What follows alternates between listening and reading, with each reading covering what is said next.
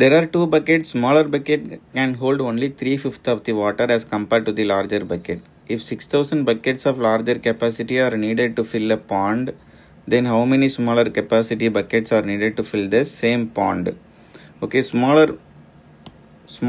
bucket, larger bucket. இதோடைய capacity பார்த்தீங்கன்னா 3/5 ரேஷியோவில் இருக்குது. ஓகேங்களா?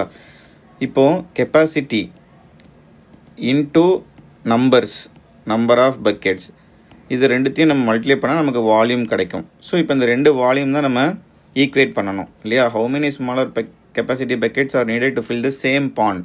ஸோ வால்யூம் வந்து சேம். அப்போது ஸ்மாலர் வந்து நமக்கு இப்போ லார்ஜரோடைய 6,000 பக்கெட்ஸ் ஆஃப் லார்ஜர் கெப்பாசிட்டின்னு சொல்கிறாங்க.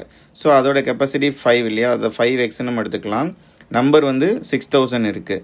ஸோ அதேமாரி ஸ்மாலர் பக்கெட்டோடைய கெப்பாசிட்டி எவ்வளோன்னு பார்த்தா 3x, அந்த நம்பர்ஸ் எவ்வளோன்னு தெரியாது. ஸோ அதுதான் கேட்குறாங்க நம்பர்ஸ். இப்போ இதை அப்படியே சால்வ் பண்ணோம் அப்படின்னா இந்த எக்ஸ் கேன்சல் பண்ணிடலாம். இந்த 3 இதையும் அடித்தோம் அப்படின்னா 2,000 வரும். ஸோ நம்பர்ஸ் வந்து இங்கே 10,000 வரும்.